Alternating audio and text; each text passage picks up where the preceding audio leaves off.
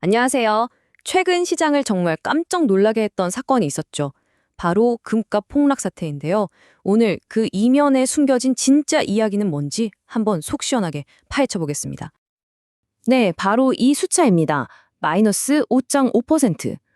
아니, 단 하루 만에 금값이 이렇게나 폭락한 겁니다. 이게 2020년 팬데믹 이후에 가장 큰 하락폭이었다고 해요. 연일 최고치를 찍으면서 정말 끝도 없이 오를 것만 같았던 금 시장에 대체 무슨 일이 있었던 걸까요? 왜 이렇게 갑자기 폭락한 걸까요? 이게 그냥 단기적인 해프닝일까요? 아니면 혹시 우리가 놓치고 있는 뭔가 더 큰 그림이 있는 걸까요? 오늘 바로 이 질문에 대한 답을 한번 찾아가 보려고 합니다. 자, 그럼 우선 시장을 충격에 빠뜨렸던 그날의 사건부터 조금 더 자세히 들여다보겠습니다. 이날 하락이요. 이게 금에만 해당된 게 아니었어요. 보시면 은 가격은 무려 7.6%나 떨어지면서 충격이 더 컸습니다. 더 놀라운 건 이런 폭락이 기록적인 상승세를 모인 바로 직후에 일어났다는 점이죠. 그럼 시장에서는 대체 왜 이런 일이 벌어졌다고 보고 있을까요? 흔히 거론되는 원인들부터 한번 살펴보죠. 뭐랄까, 미스터리 영화의 첫 번째 용의선상에 오른 단서들 같은 것들이죠. 시장 분석가들은 몇 가지 단기적인 이유들을 꼽았어요. 일단 첫째는 연초부터 금값이 너무 많이 올랐으니까 이쯤에서 한번 팔아서 이익을 챙기자 하는 움직임이 있었다는 거고요. 둘째는 당시에 미국 연방정부가 셧다운될지도 모른다는 불안감도 한몫했습니다. 여기에 세계 최대 금시장 중 하나인 인도가 마침 디왈리라는 큰 축제 때문에 쉬었고 달러 가치가 강해진 것도 영향을 미쳤다고 해요. 전부 다 맞는 말이긴 한데 솔직히 이것만으로 하루에 5.5%나 빠진 이 충격적인 하락을 다 설명하기엔 뭔가 좀 부족한 느낌 들지 않으세요? 만약 이런 것들이 그냥 스쳐 지나가는 작은 파도에 불과하다면 혹시 우리 모두가 일부러 눈 감고 있는 더 거대한 쓰나미가 이 사건의 배경에 있는 건 아닐까요? 바로 이 지점에서 회색 코뿔소라는 개념이 등장합니다. 네, 바로 선진국들의 어마어마한 국가부채 문제 말이죠. 회색 코뿔소 좀 생소하시죠? 이게 뭐냐면요.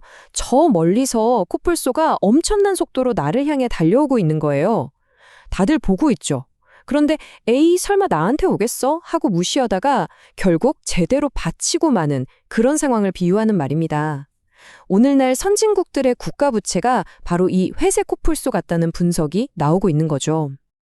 이 그래프를 보시면 상황이 얼마나 심각한지 한눈에 보이실 겁니다.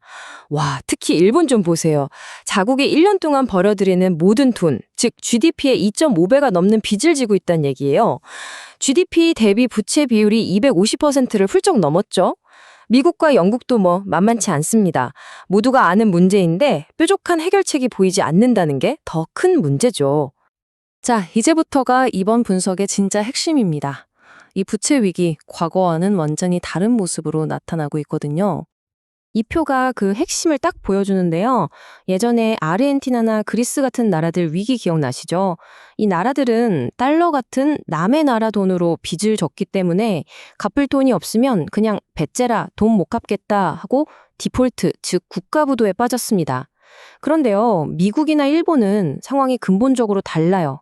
이들은 자신들이 직접 찍어낼 수 있는 돈, 그러니까 달러나 엔화로 빚을 졌기 때문이죠.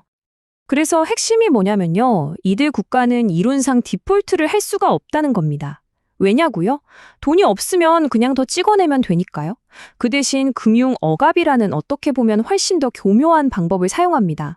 시중에 돈을 풀어서 일부러 인플레이션을 일으키는 거죠. 화폐 가치를 서서히 떨어뜨려서 빚의 실제적인 부담을 줄이는 겁니다. 결국 정부의 빚은 가벼워지는데 그 대가는 누가 치를까요? 바로 우리 주머니 속 현금과 예금의 가치가 떨어지는 걸로 돌아오는 셈이죠. 자, 이렇게 정부가 의도적으로 화폐 가치를 떨어뜨리는 새로운 경제 환경에 우리가 살고 있습니다. 그럼 우리의 투자 전략도 근본적으로 다시 생각해야만 하겠죠. 자, 여기서 다시 맨 처음 이야기했던 금으로 돌아가 볼까요? 단기적으로는 이렇게 급락할 수 있지만 장기적으로 금이 여전히 매력적인 이유가 바로 여기에 있는 겁니다. 정부가 대놓고 돈의 가치를 떨어뜨리는 시대에 금은 전통적인 인플레이션 방어 수단이자 내 자산을 지켜주는 가치 저장고 역할을 하게 되는 거죠. 괜히 중국 같은 중앙은행들이 달러 의존도를 줄이면서 금 보유량을 계속 늘리는 게 아닙니다. 그리고 이 변화는 다른 자산에도 영향을 줍니다. 이제는 안전자산의 대명사였던 국채보다는 오히려 정부가 재정을 팍팍 지원하는 특정 산업의 주식이에 더 유망한 투자처가 될 수 있다는 분석도 나오고 있습니다.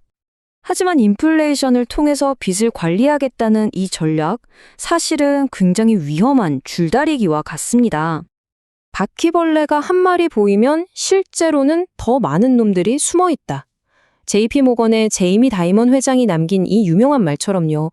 지금 우리가 보지 못하는 곳에 더 큰 위험이 도사리고 있을 수 있다는 거죠.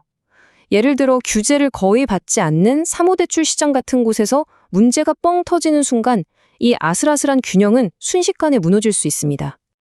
인플레이션을 딱 원하는 수준으로만 아주 정교하게 통제한다는 것 자체가 거의 불가능에 가까운 일입니다. 자칫 잘못하면 통제 불가능한 하이퍼 인플레이션으로 번져서 경제 시스템 전체를 위협할 수 있는 정말 위험한 도박인 셈이죠. 결국 금값의 단기 폭락은 단순한 시장의 해프닝이 아니라 우리가 살고 있는 이 새로운 경제 시대에 거대한 질문을 던지고 있는지도 모릅니다. 정책 당국은 과연 이 위험천만한 줄타기를 성공적으로 해낼 수 있을까요? 그리고 그 결과는 우리의 자산에 어떤 영향을 미치게 될까요? 여러분의 생각은 어떠신가요?